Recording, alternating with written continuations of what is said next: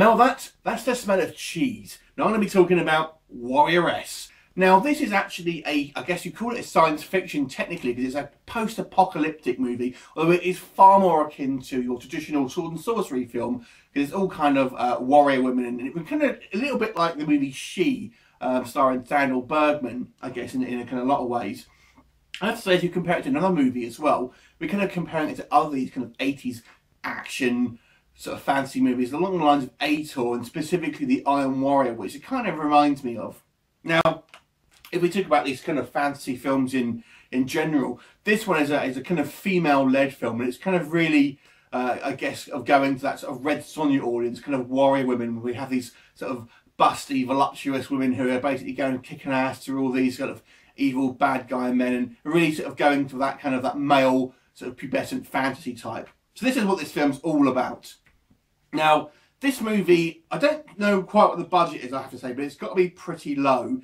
And it stars Cecily Fay, who stands at only 4'8", which is a tiny little thing, but she's got some moves, let me tell you. And is a character called Budaki, I think her name is, and she's kind of this champion in this particular village, and she basically has to kind of go on a quest to become this sort of champion to defeat this evil bad guy who's kind of hiding out in his lair, and is just kind of twirling his moustache and things like that, sending out assassins. And she basically sort of teams up with this kind of rival warrior from an opposing village.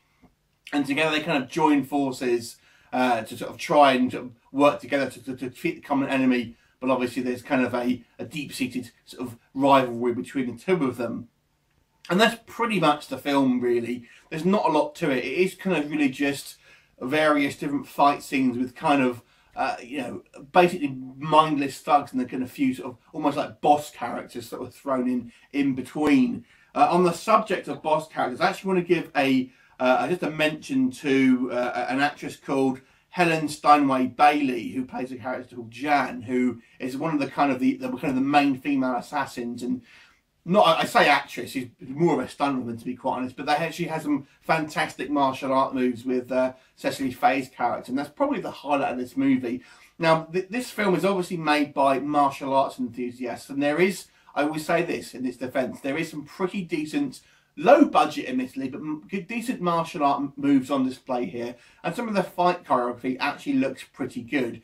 And I have to say, I was quite impressed with Cecily, however you say her name, her kind of sort of action skills and her kind of gymnastic abilities actually pretty damn decent. And there are some reasonable fight scenes here. I'll have to just say one quite amusing scene as well, which just had me in stitches. It kind of relatively early on in the movie, Cecily Fay's character is kind of leaving the village, and she kind of meets this sort of bunch of female assassins, and I think there's about 5 or 6 of them. And they look like they're going out clubbing. It's so funny. They're all kind of dolled up, and they just look like they're a bunch of girls who are going out clubbing who end up having a fight with Cecily J's character, and it's just really funny. I'd say the other actress who I quite like, who is actually pretty hot, I have to say, is in this scene as well. So it's worth watching, because the fight scene was quite good. It just amused me that the sort of costume department is kind of, it looked like clubbers basically.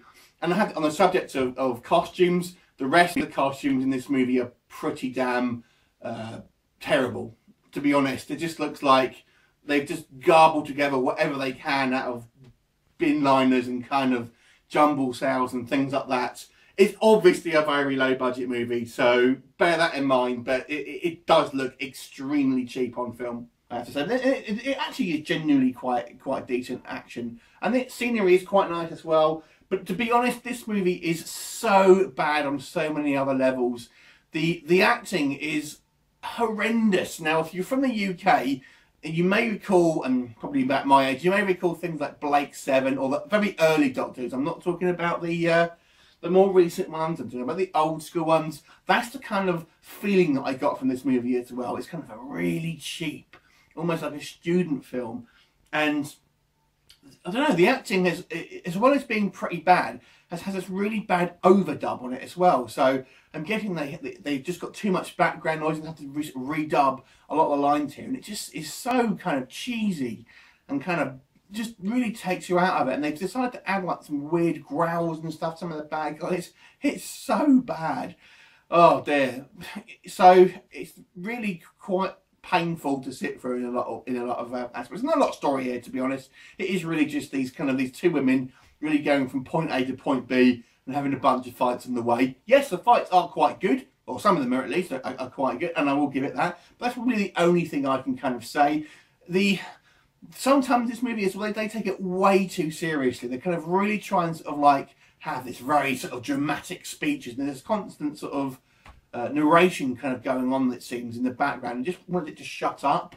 It's very annoying. But other times it kind of tries to inject a bit of goofy humour. But it almost, when it does that, it almost seems like a kid's sort of show. I mean, if you've ever watched these kind of like children's TV programmes, it almost looks like that.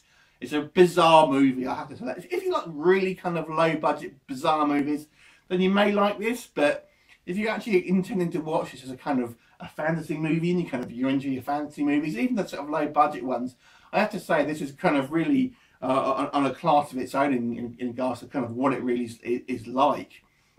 So I think Cecily Fay, I think she's actually quite good as a kind of a female action star. But other than that, to be honest, this film is so forgettable. I paid £7 for it. What the hell? Anyway, let me know what you think. I'm going to give this movie a 3 out of 10. What did you think of it? Leave me a comment. I look forward to seeing you next time. Bye for now.